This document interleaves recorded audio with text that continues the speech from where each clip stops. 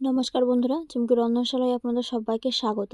আজকের পর্বে আমরা তৈরি করব একেবারে অনুষ্ঠান বাড়ির স্টাইলে সুস্বাদু নিরামিষ আলুর দম। বিয়ে বাড়ি, অন্নপ্রাশন বা যে কোনো পুজোর ভোজে আলুর দমের স্বাদ আলাদা ছোঁয়া এনে দেয়। সহজ উপকরণে একদম পারফেক্ট রেস্টুরেন্ট স্টাইলে কিভাবে বাড়িতে বানাবেন দেখে নেন তাহলে আজকের রেসিপিতে। প্রথমে একটা কড়াইতে পর্যাপ্ত পরিমাণে তেল গরম করে নেব। তেল গরম হলে এর মধ্যে দিয়ে দিচ্ছি অল্প একটু হলুদ গুঁড়ো আর অল্প একটু লবণ। এবার এর মধ্যে দিয়ে দিচ্ছি আগে থেকে কেটে রাখা আলুর টুকরো।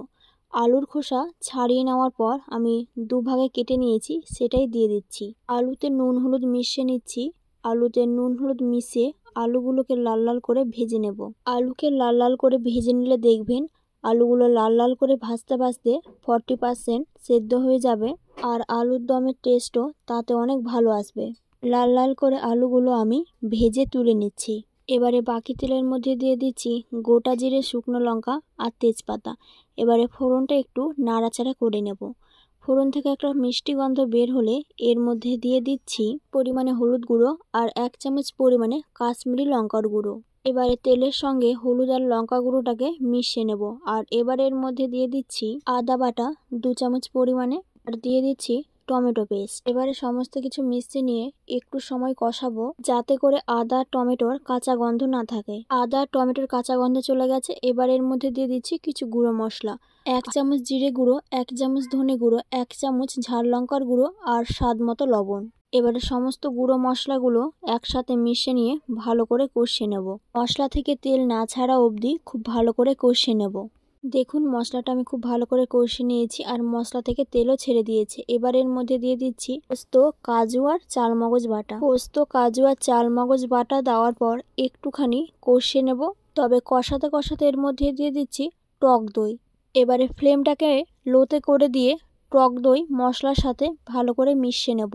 হাই ফ্লেমে কখনোই টক দই মেশাবেন না, তাতে কেটে যাওয়ার সম্ভাবনা থাকে।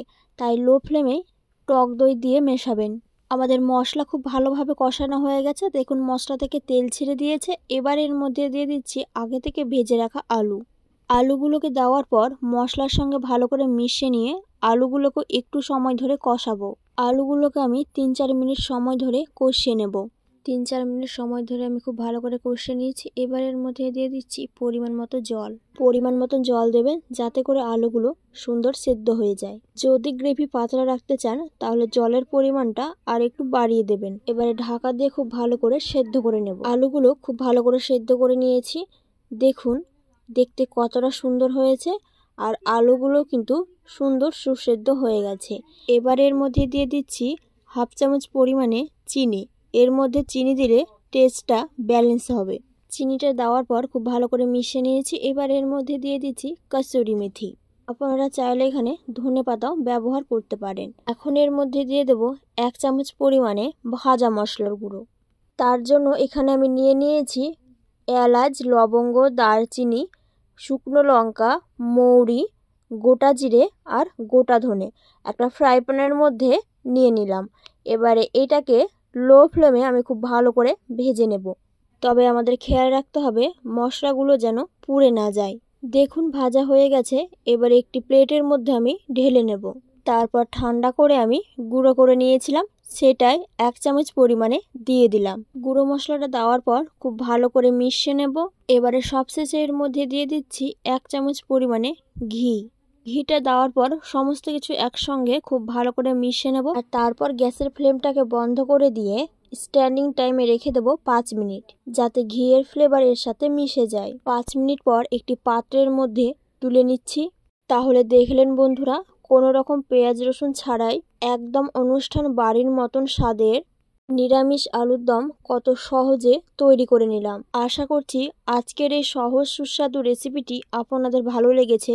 ভালো লাগলে লাইক ও শেয়ার করার অনুরোধ রইল। আমার চ্যানেলে নতুন বন্ধু হয়ে থাকলে চ্যানেলটি সাবস্ক্রাইব করে আমার অনুরোধ রইল। পাশে থাকা বেল আইকনটা অবশ্যই প্রেস করে দেবেন, কারণ আমি চ্যানেলে যখনই কোনো নতুন রেসিপি শেয়ার করব নোটিফিকেশন আপনাদের কাছে পৌঁছে যাবে। আজকের মতন এই পর্যন্ত, আবার হাজির হয়ে যাব নতুন কোনো রেসিপি নিয়ে। ভালো থাকবেন, সুস্থ থাকবেন, ধন্যবাদ।